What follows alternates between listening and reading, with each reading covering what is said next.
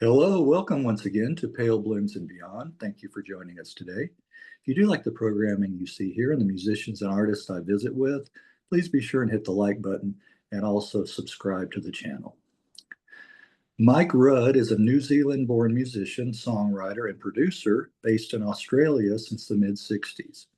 He began his music career in New Zealand band Chants R&B. The band would relocate to Melbourne, Australia, and break up in the mid-60s. Then came a stint in the Party Machine that would play until 1969. The same year, Mike formed progressive rock band Spectrum, along with bassist Bill Putt, with whom he would develop a long-running association. The band would play and record until 1973, leaving 4 albums and several singles in their wake. Post-Spectrum, Mike and Bill would form Ariel and play together until 1977. Over the life of the band, there have been 8 albums, including live recordings and the same number of singles. During the 80s, Mike would form several groups and more recently play in a reformed Spectrum. Today, my guest is still playing live and plans are in the works to do more recordings. Well, welcome, Mike. Oh, a pleasure to be here, Greg. All right. Well, thank you. Thank you for taking time out to visit. Have you already had breakfast? Oh, yes, indeed. Uh, My regular oats, yes. okay. All right. Then you'll be in fine fettle for this then. Okay. Yes, Well, take us back to the beginning. Were you born in Christchurch or where were you born? yes, Christchurch, which is in the South Island of New Zealand, and they had endured a number of earthquakes in the last decade or so, and but they're recovering. So it was pretty depressing revisiting the place initially, but yeah, there's a bit of a vibe there now. Okay. I think you probably can tell the difference between a Aussie accent, Australian, and a New Zealand, but I can't. You guys sound very similar. It's probably a lot like a Canadian and an American accent. Well, the New Zealanders share the same facility for saying A Yeah. as Canadians do. So, but it's more of a Maori origin rather than Canadian. Yeah. And look, the New Zealand accent is a lot cozier than the Australian accent, and we tend to say chance instead of chance, for instance. So Oh, we owe it bigger to our origins than the Australians do, who kind of gravitated culturally to the United States.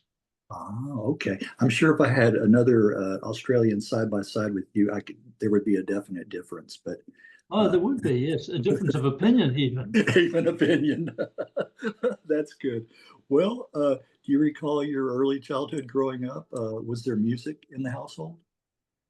Yeah, look, probably the radio was my principal source of inspiration, and being in those days in the 50s and early 60s, the radio stations tended to be covering all areas of musical culture. So pop music only played a small part of actually and so I got a fair grounding in other forms of music, mostly classical. I was a sickly lad, and would end up in bed for 3 days or 4 days listening to the radio. So if you have a temperature and you're listening to uh, some classical music, it can be a very enlightening experience. Well, pardon me for asking, but what ailment did you have or ailments? Oh, look, I had chest ailments mostly, so bronchitis and the like, and Christchurch's climate encouraged bronchitis, so Oh, I was kind of glad to get out of there in the end. okay. All right. Well, was there any country and western being played on the radio? Oh yes, look, Canterbury, where Christchurch is located, is a big country and western um, area, as well. Really, the whole of New Zealand is. There's because it's quite rural, and so yeah, country western's a big part of the music. Yeah. Okay, I've heard that from Australian Yes, musicians I yes. talked to, so I figured that it was getting over there as well. Yes. Yeah. Well, were either one of your parents musical or musically inclined? They were. My mother actually encouraged me to go to an audition for the cathedral choir, and the cathedral was a sort of faux Gothic, rather picturesque building in the middle of town, which sort of fell over regrettably in the earthquakes. But yes, I was there for about 4 years, and and kind of enjoyed it, but it monopolized my life to the degree that I shied away from um, regular music for quite some time, well, forever really, because when I went to high school, I kind of started listening to what was fashionable in music, which was I think folk music was coming in at that stage, but the early rock and roll things as well. And I sort of formed my own band with my brother and another couple of guys at college, and we had the alternate um, school band. So we were kind of outlaws, really. Well, what was the first musical instrument you learned to play? Well, look, I attended piano lessons, and 2 years I knew exactly what I did at the start. So I enjoyed playing the pianola, and that inspired me a lot. Particularly playing Grieg's concerto in A minor. That was a classic. I really sort of came to love that piece of music, Yeah. and pumping away on the pedals, and so yeah. I think the first instrument that I actually chose, my brother and I walked past the shop and there were a couple of acoustic guitars very luring us from the window, and so we went in and bought them, Hmm. and I played till my fingers bled, and then I decided I needed to make an electric instrument or get an electric, but there weren't very many available in town, so I got bits and pieces, and this is the only thing that I've ever done with my hands in my entire life, Yeah, because I'm not good with my hands. I'm Anyway, not. I made a guitar with using the neck from the acoustic guitar, and sadly, when I tightened the strings up, it just folded up. Oh no, So I had to no. do some. Uh, Even when I got it right, I could only play Yeah, at the nut end because the strings are so high. yeah, It would have been a good slide guitar now that I think about it. right. Looking back on that, yeah, I'm not very mechanical or good with my hands Oh, either. No, I'm not. Well, can you remember one of the first singles or albums that you got? um, look, my parents were um, avid followers of those kind of music clubs, those record clubs. Yes. So they used to get some interesting pieces of music, and they had parties too. So um, uh, I think that they're one of the favorite albums they had, which became our favorite de facto, was Carmen Jones. I don't know whether you remember that version. There was a black That version sounds of familiar. Carmen. So and Okay. there was some fabulous pieces. Beat Out That Rhythm on a Drum was a singular favorite. But as far as other music was concerned, yes, I started appreciating rock and roll and pop music. And as I say, didn't figure large on local radio. So I used to listen to Australian stations on the big radiogram that my stepfather had, and heard the latest stuff in Australia before we got into New Zealand. Okay. Well, were there live shows or concerts there in Christchurch when you were like a teenager? Yes, indeed, there were those package shows were coming through with up to a half a dozen different acts playing 15 to 30 minutes each. Right. And they were fantastic. I mean, I think they should bring them back. I do too. Yeah. Do you, anybody that So you remember seeing? Yeah, anybody? I was when I was in the cathedral choir, the choir master also used to do music reviews for the local newspaper, and he reviewed the Beach Boys when they came over, and when I saw the Beach Boys, I thought their clothing was kind of clunky, but I loved their singing Yeah. and I loved their music. So, but he made some insane comment about them as though they were a classical act. You know, he judged them from that perspective, which I thought was a little unfair. Yeah, yeah, yeah. That is unfair for the Beach Boys. I can't imagine them being lumped into that kind of category at all. No, that's He was talking about timbre and stuff oh, like that. was with the Yeah, Beach. really? Is that what you hear? Okay. Well, what we're talking about some other early musical influences for you. Well, once I got the bands going, it was initially like every other band in Christchurch, we were playing Shadows, Cliff Richard and the Shadows, Yeah, mostly the Shadows though. yeah, yeah. And as I mentioned, the folk scare as well, as James Taylor calls it, because you know Kingston Trio and so forth, and that encouraged us to sing in harmony. So that was kind of good. But then, yes, the Shadows, and then of course the Beatles happened. So they were just a huge influence, and we played um, as much as we could of the Beatles.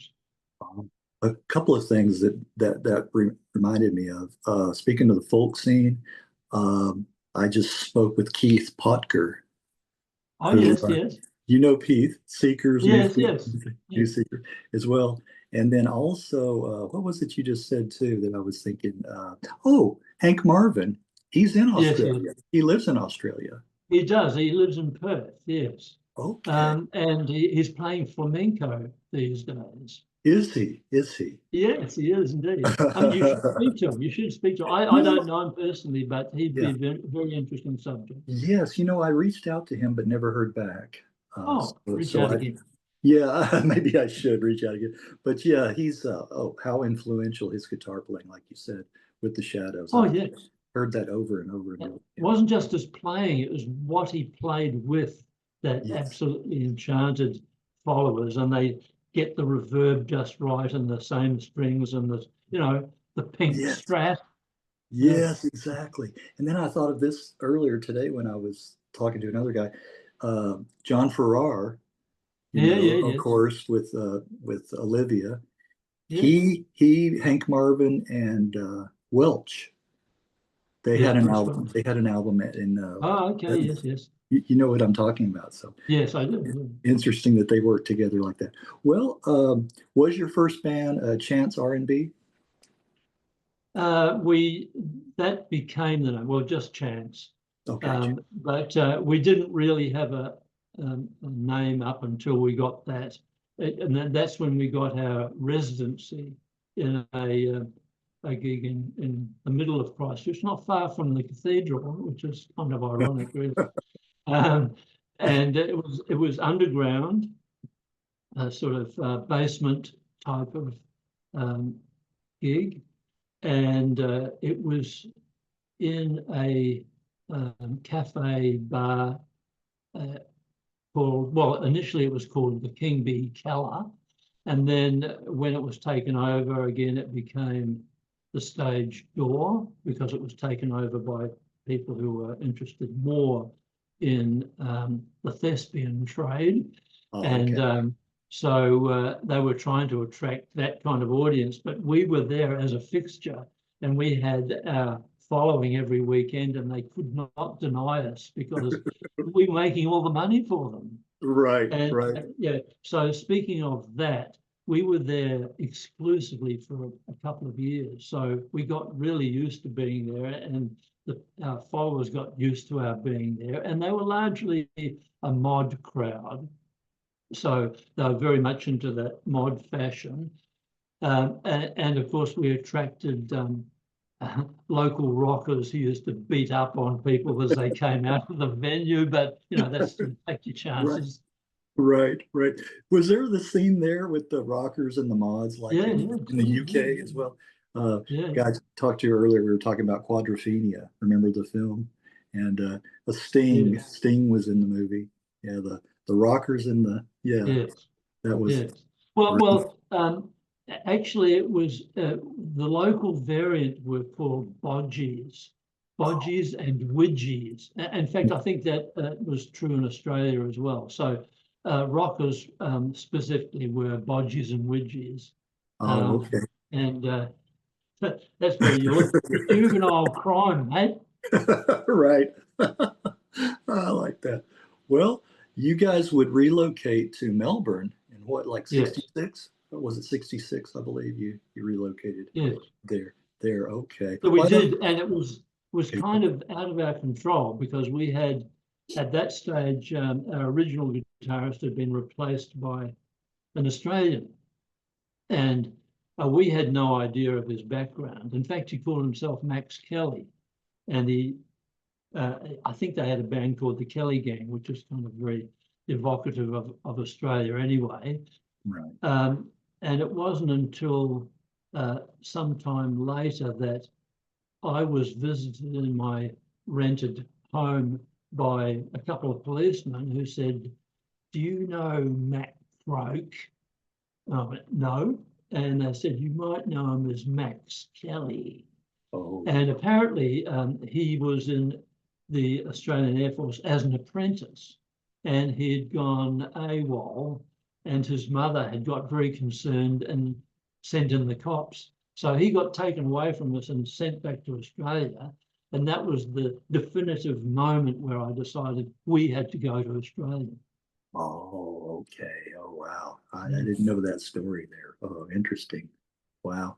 Was he arrested and detained and all? Oh, well, I guess so. We didn't see him from that point when I fingered him, Yeah. and Uh, Yeah. but I kept in touch with him, and we met up with him when we arrived in Melbourne and resumed. But because we'd been in that residency, we've been closeted from a competition with other bands and also defining our music. We just played whatever we felt like, which was fairly eclectic. Yeah. It just sort of went into the chants um, mincer, musical mincer, and we churned out the sound, which was us, Yes. incredibly loud Yeah. and wild.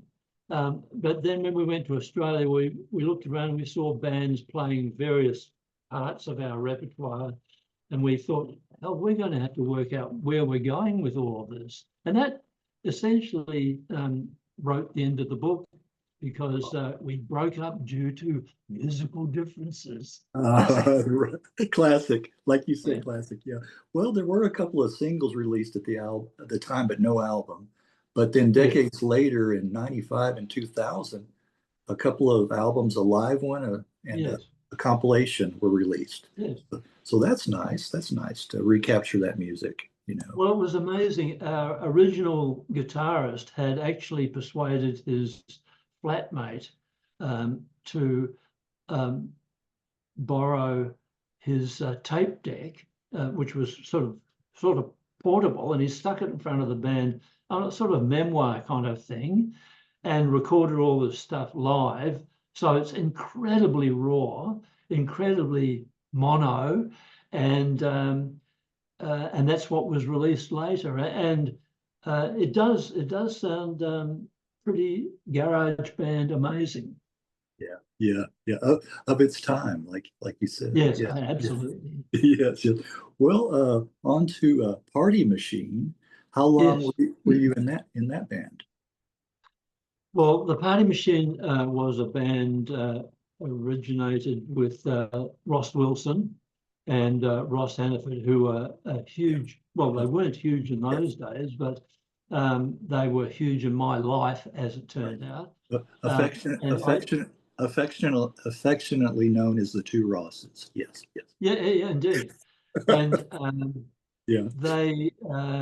they had something going, and I heard it from a distance. So when the Chants broke up, and I heard they were looking for a bass player, area I'd not been in before, but let's go. I went and auditioned with them, and I was able to cope with doing counterpointing with bass, so it worked out fine. Yeah, yeah. Did you guys have any recordings? Yes, we did. We had Ross was a songwriter, which I'd not come across before. As I said, we did reproductions of stuff, but the Chants way. But Ross was actually writing, and well, he and Ross together, and by the time we finished after that 2 years, our repertoire was mostly Ross's songs, which was incredible for the time. There weren't many bands around doing all their own stuff, apart from a band that I was very struck with when I arrived in Melbourne called the Loved Ones, who are a fantastically original band. Yes, they are. Yes, I followed that band. I have some material by them exactly. Yeah. Yes. Yeah. Yeah. Wow. Well, the two Rosses would go on to form Daddy Cool, the band Daddy Cool. They did, yes. After yes. that, they had that single Eagle Rock. Yeah. Yes. Yes. Yes. Which was absolutely enormous, but I was forced to, in fact, form my own band, and I was inspired enough to imagine that I could write songs that I had never written before, and did start writing, and pulled a band together around that material. I started as playing bass, but in the end, Bill and I swapped. And Bill was a guitarist, and I persuaded him. Well, tell the story. Tell the story how you and Bill met. I was looking mainly for a drummer at that stage, and I'd seen the band that Mark Kennedy and the drummer and Bill, guitarist, were playing in. And I invited Mark Kennedy around, but he came with Bill, and so they were doing gardening or something together to make ends meet. But it was an incredible contrast, because Bill's very tall and Mark is very short. So what the hell? Yes. Yeah. So, but we were very fortunate with Mark, because he was a prodigy, really, as a player, with amazing taste for a young fellow. And but we did rely on him a lot, because I didn't have very many songs. So we even included a couple of drum solos to things out. Right. At the advent of that prog rock, that's what a lot of bands were doing that. We didn't think of ourselves as prog. That was Yeah. posthumously bestowed upon us, that terminology. We were just doing my stuff. And it was based on the lineup that we had, which was meant to include a Hammond, but actually included a Farfisa. But you got the idea. Yes, yes, right, right. Well, the single "I'll Be Gone" did real Yes. well, peaking at #1 on the national singles chart. Yes. I still like the song. I think it has great production and sound on it, Yeah. and as well Yeah. as I like the harmonica, especially in that. Yeah. Yeah. Yeah. Well, again, we were very lucky with having Mark there, because he equipped the song with a decent shuffle that you couldn't quibble with. It could have been a really corny country number, but it wasn't. Yeah. Yeah. And as you say about the production, it survives being. I've heard it several times in theatres. It's been used as a track for movies. Sounds great. Yes, yes, and it has been covered a few times. Yeah. I particularly like the Manfred Mann version. Yeah, on the Good Earth album, and as well as launching Place Part Two, both yeah, of they them. did both of those. Yeah, Yeah, yeah, yeah. So I know Manfred has. I think Manfred was actually consciously looking at Australian music. He thought that was going to be the next big thing, Yeah, and for a moment there in Australia, we had a voice. It was a couple of years there. Um, Events led to there being less fringe and more interest in an Australian voice. right, right. He had already run out of doing Bruce Springsteen covers, so he moved on to somebody else. Well, yeah. No, look, yeah, Bruce Springsteen was a bit later, but Yeah, yeah, it was later. You're right. It was yeah. later. Yeah, yeah, you're right. So, well, but he always added his own little twist, and fingerprint Oh, on the yeah. stuff. No, So, I've got a yeah. great deal of respect for him. Yes. In flat fact, I prefer his version of Blinded by the Light. I prefer Manfred Mann's. So, yeah. Well, you guys recorded and released the first Australian rock double album miles ago in Yeah. 71. So that was a feat. That was an accomplishment. Yes, but we did get, we were lucky to have a very sympathetic producer who was Howard Gable, who came from New Zealand as well. And actually the engineer was an ex-schoolmate of mine as well from Christchurch, from high Oh, school. So really? yeah, it was home time. And but we did get to a point where we had too much for a single album, but not enough for a double album. And so we started casting about in the studio. And oh my, look, there's a harpsichord. Oh, look, timpanis. So we fiddled with those. And so there's a few fellows there, to be honest. Yeah, yeah, right, right. How long did it take to record that album? We never recorded for any longer than 2 weeks. That was probably the longest recording session we did. Okay, okay. All right. Well, how has that album gone down in history as far as like fans and critics? Uh, yeah, look, I think we had carved out our own niche at that stage, and inherent in that in the material was that kind of split that later came live, which was Spectrum and the indelible Mertz. Yes. Um, so and that's where my crud came in. Okay, okay. Yeah, so he was the alternative writer for the indelible Mertz. And Yeah. that was largely because we toured with Daddy Cool.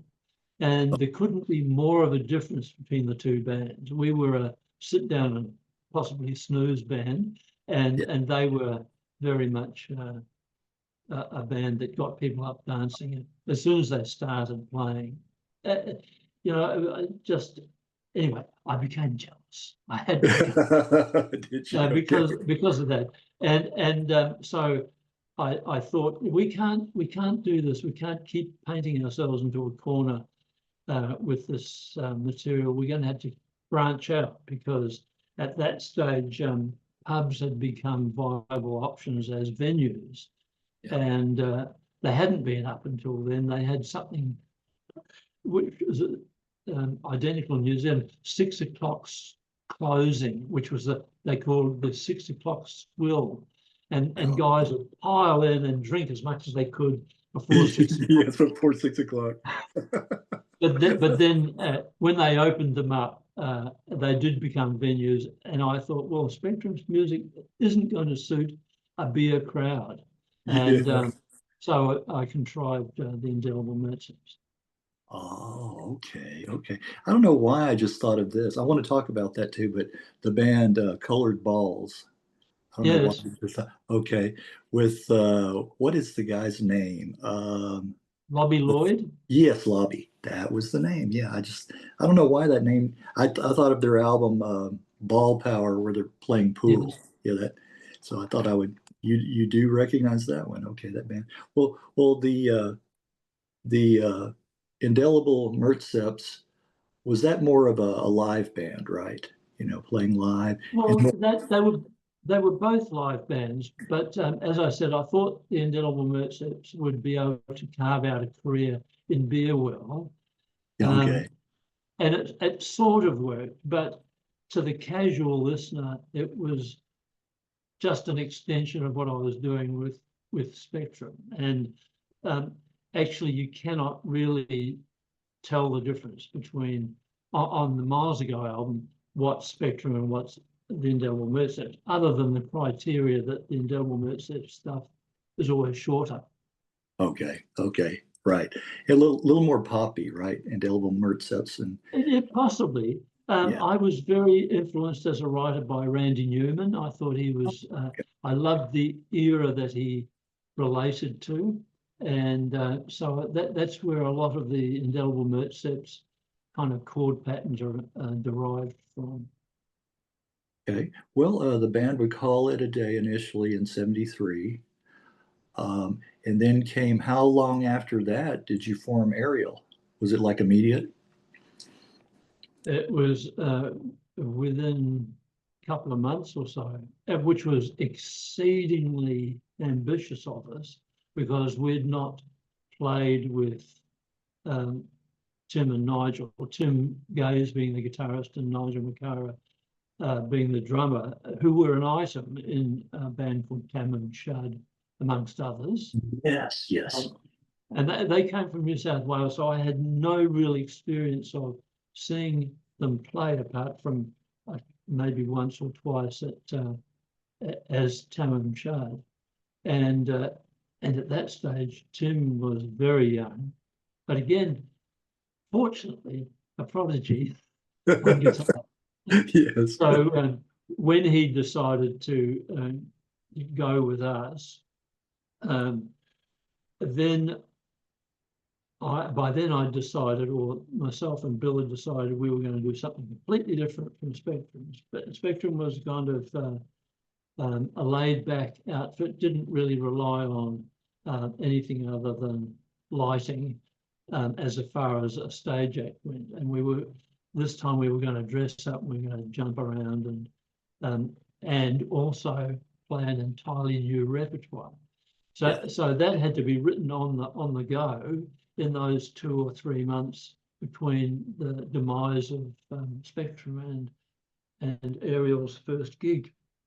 Okay. Well, where did the name come from, Ariel?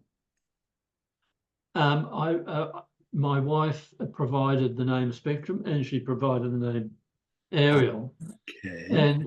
and she described it as being Ariel is the sprite from The Tempest. Yes. And Yeah. I suspect possibly a musical sprite, I'm not sure, but that was her explanation of it all. Okay. And I thought actually Spectrum's name, in retrospect, kind of works because, as I say, we didn't really have the term prog rock in those days, but I thought Spectrum kind of indicated the eclecticism of the music Yes, you covered a style. wide spectrum. Yes, that's what I Yeah. was thinking. That's what I was thinking. Yeah, I was right. Okay, very interesting. Yeah, I forgot to ask you about Spectrum, but yeah, Ariel the Sprite. Right, right. Okay. Mm. Well, I have the album A Strange Fantastic Dream on CD. I do have a copy of Yes, it. And I was attracted to the cover before I even listened to the yes. music. Who designed, who drew the cover? Do you remember? Isn't it fantastic? Because another schoolmate of mine from Christchurch was the Oh, artist of that. I have to say that when I saw it being done, but then when I saw the completed job, I was actually aghast. yes. You know, the needle is such a prominent part of that, and it's incredibly heavy, I think. Yeah. But it's a wild green color. It's got lots of popular images on it. So I think in the end, looking back on it, I can say, yeah, that was an outrageous but wonderful album cover. Yeah, I think it's going to be evocative of the music too, as well. So Yeah, I think it is. Yeah, I think it really works. I think there was some of those songs came from dreams, but I was under so much pressure that I was, writing these lyrics that are even wilder than I'd conceived of before. Right, right, right. Well, my picks, and I'll see if I can get your recollections or maybe the story behind or the inspiration. Jamaica Farewell. Yeah, Jamaican Farewell. Well, that was our only, Tim and myself, our only collaboration. Oh, I've okay. not had not much luck with collaborations, but I heard him playing that. Yeah, Wow, that's got to be in something. yeah, It's very, very catchy. yeah. But then when I came to writing the other bits, I think it was I'd gone up to Sydney to do something with Peter Dawkins at EMI, and we drove past some wild surf, and it was occurring to me Tamam Shud were a surfer band, Yeah. and my few experiences in playing to the surfing crowd, they just weren't interested in Spectrum at all. At all, okay. So we had no. Anyway, I thought, well, that's probably because their life on the surf is an end in itself. They philosophically they're not really interested in anything else. Yeah. And then another influence came J.D. Salinger. I'd raised the high roof beam. I can't remember what it's called. Anyway, there were some shocking moments in that, and so that inspired me to write this song, which is basically Jamaican Farewell is suiciding by drowning. So, and I think that's it captures something of the innate selfishness of committing suicide, which of course it doesn't even occur. But look, we could go into this for hours, but we won't. We won't. Okay. Well, that's interesting because I thought it might have been a cover of the old Harry Belafonte Oh track. yes, it. Yeah. And then I saw quickly it was not. It was a different song, but very interesting. Yeah, well, it's Jamaican as opposed to Jamaica. Jamaica and not Jamaican. There you go. That Mm. is the difference. You're right. That is the difference. Well, another track that I enjoy was Worm Turning Blues. So, Okay. Yeah, well, that was written about a former band member. The drummer that we ended up with Spectrum, Rayana, lovely bloke, and a completely different player from Mark Kennedy. Didn't aim for anything. He kind of probably more encompassed the Mertzeb side of things than the Spectrum side of things. And anyway, he got sick of playing this kind of stuff that wasn't always appreciated anyway, and said he was going to leave and join another band. So I wrote this about him. That's all.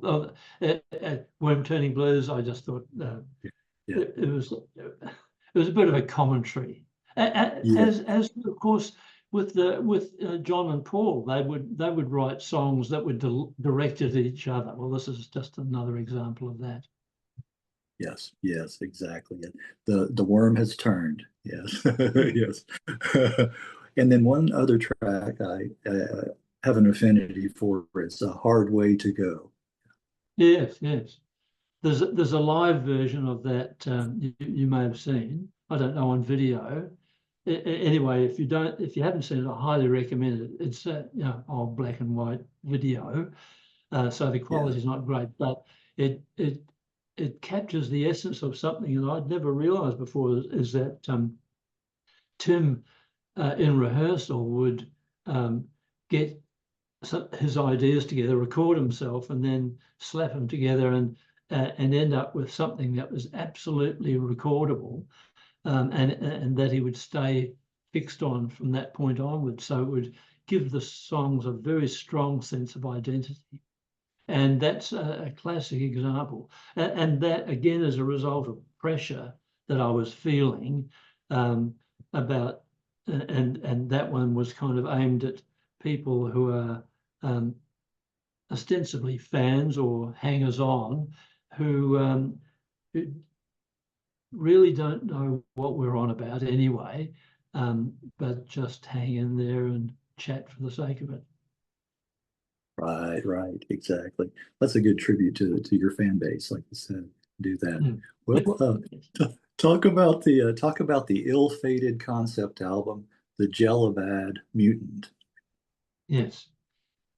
Yeah, well, that was when Ariel broke up. Was musically, I think, is the most catastrophic moment of the career, because I thought that band, and a lot of people thought that that band had potential, and had got some quite decent remarks from the UK. And when the band broke up, I didn't really know. I might have been able to keep the band together had I known. There was an offer for us to go to the UK and record at EMI at Abbey Road Studios. Right.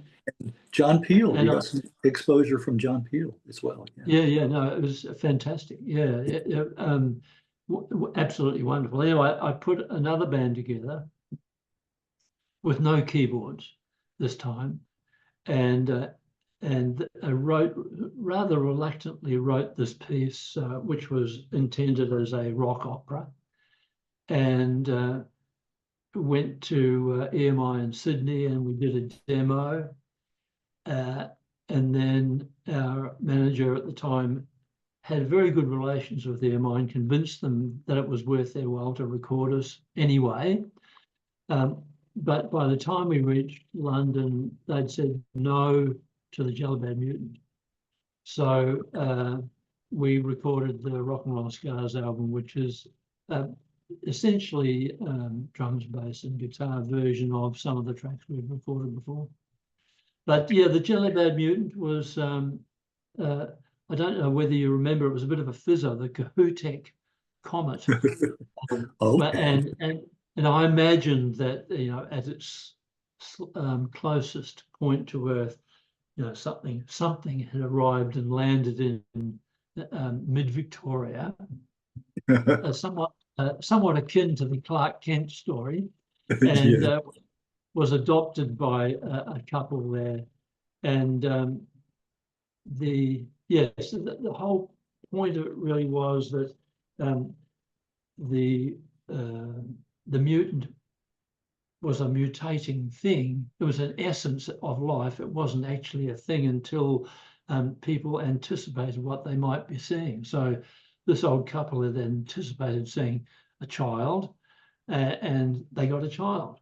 But later on, he becomes a criminal, and other things occur. So I'm trying to remember what that's. I was very fond of science fiction in those days, so I'd probably read the premise of that idea somewhere.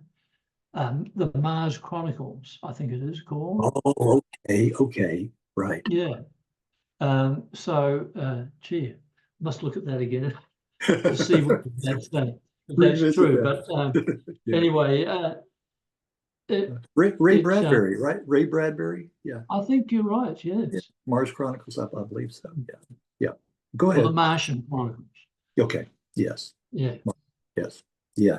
Martian. So unfortunately, we lost all our fandom in London as a result of not bringing that same band.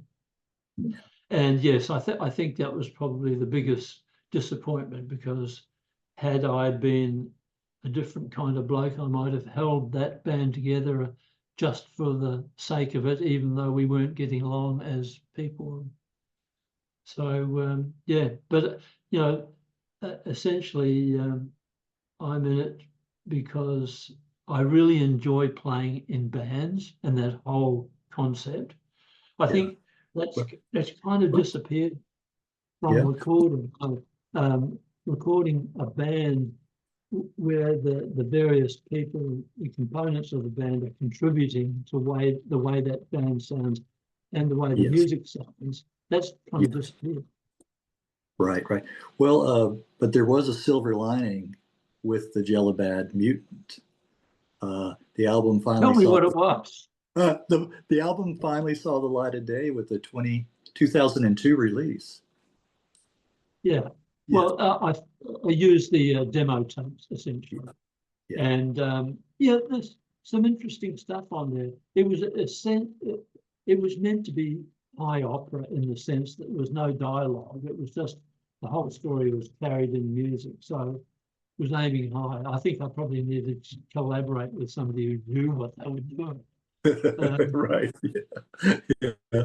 Well, as you mentioned, the sophomore release, Rock and Roll Scars, Yes, was recorded at Abbey Road and, yes, and mixed by Jeff Emmerich. yeah. So how was it? How was it? What was your recollection, your experience recording at Abbey? Look, we'd lost our support from the record company, so they gave us 2 weeks to complete the entire album. So it was heads down and doing the business the whole time. We really didn't have time to luxuriate in the historical Yeah, implications of being at Abbey Road and or Air Studios. Um, but you know, it had its moments, and meeting Jeff was one of those great moments. I'd never come across close field monitoring at that stage, and that's what his thing was all about. Rather than having a big room, treated room, he just had a small room with a couple of speakers really close, and yeah. that was it. That's the way he did it. That's how he did it. Okay. Yeah. Mm. I like to hear those kind of stories too as well. Mm. Well, the band would break up in 77 and perform a farewell concert in August that would be recorded on released on 2 LPs. Yeah, So that was like the farewell going away it concert. was. Yeah, yeah. Um, After Ariel, you worked some in promotion and production. I actually thought that that was probably the end of my live career. So I saw a band from Newcastle who were visiting Melbourne, and they did a very authentic sort of version of Steely Dan. Oh, Again, with and without keyboards. Anyway, lovely blokes and wonderful to record, and um, that's where that's where I learned never take a chocolate malted milkshake into a studio, because I knocked the thing over the console, yeah, I and would we too. wasted a day trying to recover that. I know. I'm always But, afraid. Yeah, I'm afraid I'm not going to oh, knock my coffee off. Yeah, yeah, yeah, yeah, yeah. I but a know. chocolate malted. Oh, There's a lot of okay. fluid there. Yeah, cleaning all that up. Oh, yeah. Mm. Okay. Oh, not a pretty sight. Oh, that's funny. Oh, no. Well, and and the smell probably stays with you forever too. That's it. Yeah. Well, you Yeah, and Mike. Yeah, I was gonna say you and Mike would form groups during the '80s, including Mike Rudd's Instant Replay was one yes. of them. Yeah. How was Mike Rudd's Instant Replay? Uh, who was in that? That was one of the well, it was the band that earned the most, because we were doing entirely covers, mostly Australian covers, but nonetheless covers. And we had I don't know, 3 months of playing and making money. So at the end of that, Bill and I decided we'd actually go to the US and have a bit of a look around, uh, using the money that we'd made. So that was in my entire career. That's the only time I've actually bought anything with the proceeds from playing live. Was that your first trip to the States?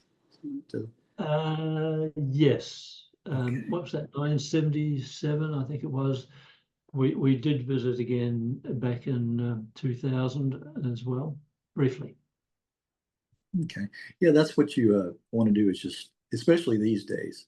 Briefly visit and go back home. You don't want to stay over here with all the things we have going on. Oh, at the moment we're a bit quiet on ambition as far as that's concerned. If they'll even let you in, yeah. Yes. No, right. Well, that was the thing in those days, because Australia, being comparatively small population, the arts aren't regarded very seriously, and the question you're always asked if you own up to being a musician is, what's your real job?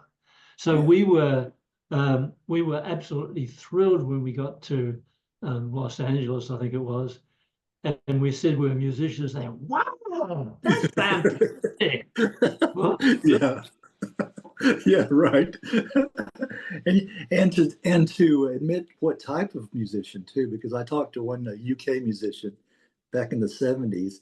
He said they had just played a gig and they were leaving, and I think they might have went through a stop sign or something, or a light, and the police light came after them and stopped and pulled them over. And the cop asked them, they said, who are you guys? What are y'all doing? He said, oh, we're in a band, we just played. What kind of music? He said, what kind of music? And the guy I talked to was really quick. He said, jazz. Yeah. And they said, okay, on your way. And he said, if we had said rock and roll or rock, they probably would have been arrested. Yeah, indeed, that's a smart move, and I will use it myself. Right. Another band, Mike Rudd and the Heaters. You had released the album The Unrealist in '82. Yeah.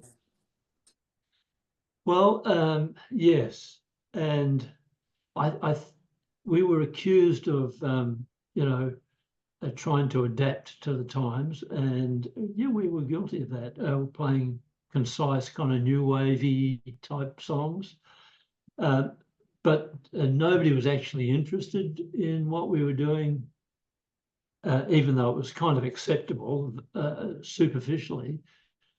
So we determined to record them ourselves, and made the worst possible error you can make in buying cheap tape. And so when it came to mixing, and our good friend Howard Gable was helping us out with mixing, the tape started shredding, and they only had moments to actually put it together. Yeah. Oh, wow. That's too bad.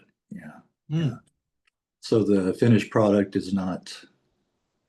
Well, it wasn't up to scratch. Okay. Yeah. Well, and then there was an electronic-oriented W.H.Y. What did the W.H. and Y stand for?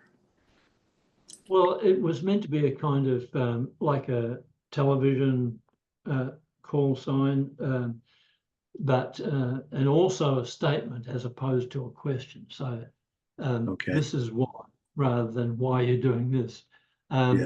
And it was an attempt at marrying video and electronic drums with live music. And I have to say that most of the time that was too ambitious. The drum kept on going out of sync and so forth, and live performances.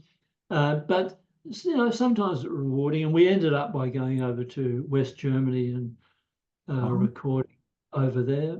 And again, that was we were struggling a bit with that whole thing, but we recorded an album, but we weren't happy with it, and we put the kibosh on it being released anywhere, but I think it has probably been released in a couple of countries somewhere.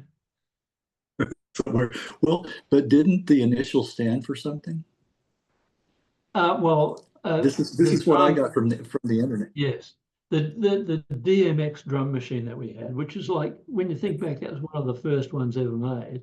Gorgeous machines, very, very, very limited in what they could do, and always susceptible to going beep beep and just stopping in mid-performance. Right. So the drum machine was called Weird Harold.